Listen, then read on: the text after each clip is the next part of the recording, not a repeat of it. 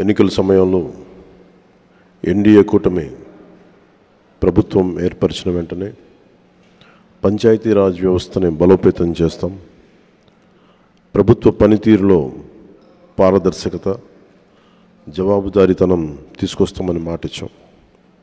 ఇచ్చిన మాట ప్రకారం ఈ నెల 23వ తేదీన దేశంలో మునిపెన్నడూ లేని విధంగా, జరగని విధంగా రాష్ట్రంలోని 13,326 పంచాయతీల్లో 4,500 కోట్ల రూపాయల నిధులతో 87 రకాల పనులతో గ్రామాభివృద్ధి చెందేలా, 9 కోట్ల పని దినాలతో 54 లక్షల కుటుంబాలకు ఉపాధి కల్పించేలా మహాత్మా గాంధీ జాతీయ గ్రామీణ ఉపాధి హామీ పథకం కోసం ఒకే రోజున గ్రామ సభలు నిర్వహించి తీర్మానాలు చేస్తున్నాం.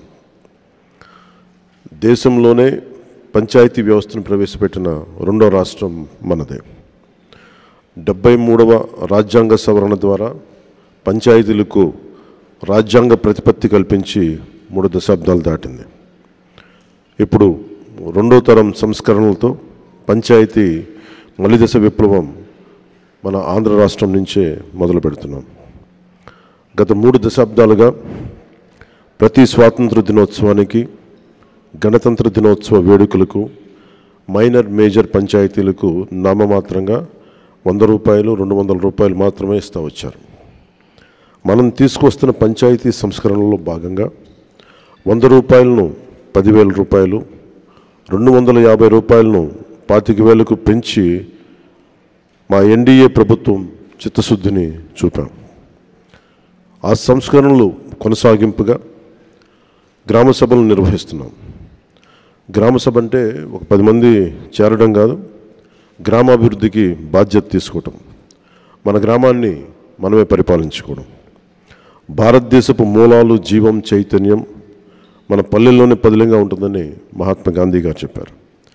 అలాంటి పల్లెల బాగు కోసం ప్రధానమంత్రి శ్రీ నరేంద్ర మోదీ గారి సంకల్పంతో, ముఖ్యమంత్రి శ్రీ చంద్రబాబు గారి నేతృత్వంలో, పంచాయతీరాజ్ శాఖ మంత్రిత్వ శాఖ సారథ్యంలో సాధారణ పంచాయతీలను స్వయం శక్తి పంచాయతీలుగా సాకారం చేసుకునేలా మేము ఈ పంచాయతీల గ్రామ సభల్లో పాల్గొనండి, దిగ్విజయం చేయండి. గత ప్రభుత్వంలో 2019-2023 వరకు 40,000 కోట్ల 579 కోట్ల రూపాయల జాతీయ ఉపాధి హామీ పథకం పనులు చేశారు. కానీ అవి ఎక్కడ కూడా దాని రిజల్ట్ ఎక్కడ క్షేత్రస్థాయిలో కనిపించలేదు. దేనికి వాడారు డబ్బులు? పనులకే వాడుంటే, ఇన్ఫ్రాస్ట్రక్చర్ డెవలప్మెంట్కే వాడుంటే రిజల్ట్స్ కనిపించాయి. రిజల్ట్స్ ఇక్కడ నామమాత్రంగానే ఉన్నాయి. అలాగే పోయినసారి అంతకుముందు 2019-24కి దాదాపు 240 కోట్లు పైచిలకు పంచాయతీల నుంచి ఆదాయం వచ్చేది. అందరికీ పెరిగినాయి కానీ పంచాయతీలకు ఆదాయం తగ్గిపోయింది ఈ వైసీపీ వచ్చాక. సో వాళ్ళు 170 కోట్లకు పరిమితం చేశారు. 19-24 అప్పుడు 240 కోట్ల నుంచి 270 కోట్ల దాకా వస్తే 19-23కి వాళ్ళు 170 కోట్లకు పట్టుకొచ్చారు.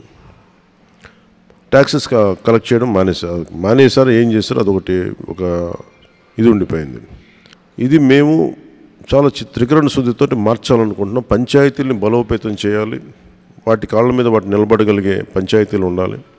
సెల్ఫ్ జనరేటింగ్ పంచాయత్స్, వాటి విద్యుత్తుని అవే ఉత్పత్తి చేసుకునేలాగా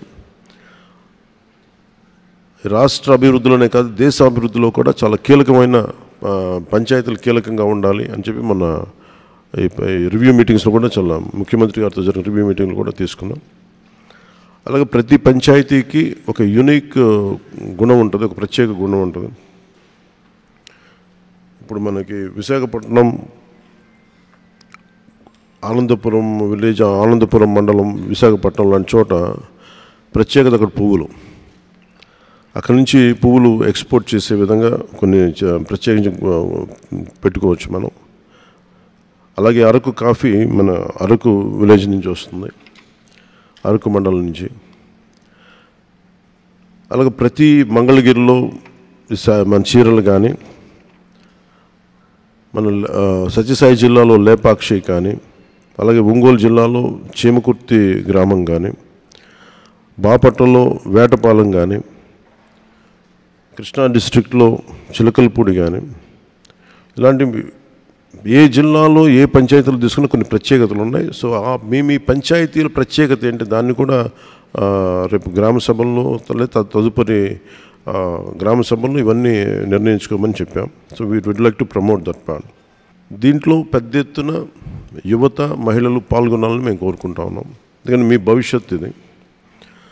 గత ఎన్నికల్లో రాష్ట్రం కోసం మీరు ఎలా తరలి వచ్చారో, రాష్ట్ర మీ బాధ్యతగా చేపట్టి ఎన్నికల్ని ఎలా తరలి వచ్చారో, ఈ గ్రామ సభలకు కూడా రాష్ట్రంలో ఉన్న నలుమూలలో ఉన్న యువత, పక్క రాష్ట్రాల్లో ఉన్న యువత, మహిళలు మీరు పాల్గొనాలని కోరుకుంటా ఉన్నాను. ముఖ్యంగా మహిళలకి నేను విన్నవించుకుంటా ఉన్నాను. ప్రెసిడెంట్ ముర్ముర్ గారు కూడా విలేజ్ పంచాయతీ నుంచే వచ్చారు, సర్పంచ్గానే ఎదిగారు. ఈ రోజున ఆవిడ ప్రెసిడెంట్ అయ్యారు. అందుకని మహిళలు ఈ 1/3 ఈ సాధికారత పొలిటికల్ ఎంపవర్మెంట్ జరగబోతాం. దాంట్లో భాగంగానే మీ గ్రామ సభల్లో మహిళలు కూడా చాలా బలంగా పాల్గొనాలని నేను ఆర్థిస్తున్నాను. అలాగే పంచాయతీలకు సంబంధించి ఉదాహరణకి చాలా పంచాయతీలు నిరుపయోగంగా భూమి ఉపయోగం లేకుండా పోతుంది. అలాగే పంచాయతీలు మొన్నదాకా మనకి స్వచ్ఛ భారత్ కోసం ఒకప్పుడు మనకి ఓపెన్ డెఫికేషన్స్ మొత్తం గ్రామాల్లోకి వెళ్తే ఓపెన్ డెఫికేషన్ చాలా బహిరంగ మల విసర్జన కనిపించేది. స్వచ్ఛ భారత్ వల్ల చాలా వరకు తగ్గింది. ఇప్పుడు దాన్ని కన్సాలిడేట్ చేసి +1కి తీసుకెళ్లేలాగా పంచాయతీలు చేయాలని ఒక ఆదేశాలు ఇచ్చాం. అలాగే ఇప్పుడు కీలకమైనది ఏంటంటే ఊళ్ళలోకి రాగానే చెత్తా చెదారంతో కనిపిస్తూ ఉన్న గ్రామాల్లోకి రాగానే ఎట్టి పరిస్థితుల్లో క్లీన్ అండ్ గ్రీన్ విలేజెస్ కావాలి, దాని తగ్గట్టుగా ప్రణాళికలు చేయాలని చెప్పి ప్రణాళికలు సిద్ధం చేస్తున్నాం. దాంట్లో అందరూ పాలు పంచుకోవాలి, దాని తగ్గట్టుగా కార్యాచరణ ఉంటుంది. క్లీన్ గ్రామాలు, గ్రీన్ గ్రామాల మీద దృష్టి పెడతా ఉన్నాం. ఇంకొకటి కీలకమైనది ఏం చెప్పామంటే, మన భారతదేశానికి కలప ఒక్క డెన్మార్క్ నుంచే దాదాపు 6,000 కోట్ల విలువైన కలప ఇంపోర్ట్ చేసుకుంటాం. దాదాపు 1,700 కోట్ల కేజీలు ఒక డెన్మార్క్ నుంచి ఇంపోర్ట్ చేసుకుంటాం. 6,000 కోట్ల రూపాయలు అంటే మన విదేశ మారక ద్రవ్యం చెక్క ఇంపోర్ట్ కోసం మనం తీసుకోవాల్సి వస్తుంది. అది ఎక్కడి నుంచి తీసుకుంటున్నాం? డెన్మార్క్ దేశం నుంచి. డెన్మార్క్ మన ఆంధ్రప్రదేశ్తో కంపేర్ చేస్తే దాదాపు దాంట్లో ఒక 0.6 టైమ్స్ ఉంటుంది. కనీసం ఒక పావంతు కూడా ఉన్న దేశం అది. కానీ దాని నుంచి మనం దేశం ఎంత ఇంపోర్ట్ చేసుకుంటాం, మనం 3.8 టైమ్స్ ఎక్కువ డెన్మార్క్ వైశాల్యం కంటే కూడా. సో మేము కోరుకుంటుంది పంచాయతీ వ్యవస్థలో మేము చేయదలుచుకుంది ఏంటంటే, ప్రతి పంచాయతీలో 5 నుంచి 15 ఎకరాలు పంచాయతీ భూమి ఉంటుంది. ఆ భూమిలో మనకు కావాల్సిన కలపని మన సోషల్ ఫారెస్ట్రీ పెంచి దాని మీద దాన్ని వెల్త్ క్రియేషన్ జరగాలి త్రూ ఫారెస్ట్. దాని కనుక ఒక ప్రాపర్టీ ఇంటర్నేషనల్ లేబులింగ్ ఒకటి వేయించి ఒక స్టాంప్ ఒక ISI మార్క్ లాంటిది ఒకటి వేయిస్తే దానికి విలువ చాలా ఉంటుంది అని చెప్పి చాలా మంది తెలియజేశారు. అది కూడా ఇంక్లూడ్ చేస్తూ ఉన్నాం. సో ప్రతి ఈ నరేగా ఫండ్స్ మొత్తం ఒక 87 పనులకి దీన్ని అప్లై చేస్తూ ఉన్నాం. ముఖ్యంగా ఫారెస్ట్ ట్రెంచెస్ తవ్వటం, అలాగే కొన్నిసారి మూగజీవాలు అడవుల నుంచి బయటకు వచ్చేస్తుంటే నీటి సౌకర్యాలు లేక, అలాగే లోపల అడవుల్లో కూడా ఈ వాటర్ ట్రెంచెస్ తవ్వి ఊటబావులు లాంటివి క్రియేట్ చేసి వాటికి వాటర్ సోర్స్ క్రియేట్ చేయడం కూడా నరేగా పనుల్లో ఒకటి కీలకమైంది.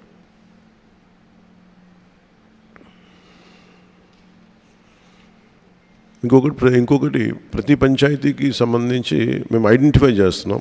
ఇది టూరిజం ఏరియాల దగ్గరగా ఉండే పంచాయతీలు, ఎకో టూరిజంకి దగ్గరగా ఉండే పంచాయతీలు, లేదంటే ప్రత్యేకించి మన ఉప్పాడ మంగళగిరి లాంటి చోట ప్రత్యేకంగా మన చీరలు మన నేతలు మన నేత పరిశ్రమలు ఉన్నాయి, దాన్ని ప్రత్యేకంగా విజిట్ చేసేలాగా. ఇప్పుడు చాలామంది కంచికి వెళ్తారు ఆ చీరలు కొనుక్కోవడం కోసం. సో అలాంటి సౌకర్యాలు వాళ్ళ ఊళ్ళకి వచ్చి మగ్గాల దగ్గరికి వచ్చి చూసుకొని కొనుక్కోలేక ఇట్లాంటివి ప్రత్యేకమైన దృష్టి పెడతా ఉన్నాం. సో ఈ దృష్టిలో మేమందరం పనిచేసుకుంటూ వెళ్తున్నాం తెలియజేసుకుంటూ, రేపు మీ అందరి సహాయ సహకారాలు కూడా కావాలి. మొట్టమొదటిసారి భారతదేశంలోనే ఇన్ని వేల పంచాయతీలకి చేయలేదు, దానికి మనం శ్రీకారం చుట్టాం. ఈ కొత్త ప్రభుత్వానికి మీడియా వారి ఆశీస్సులు, మీ సహాయ సహకారాలు కావాలని కోరుకుంటూ సెలవు తీసుకుంటున్నాను.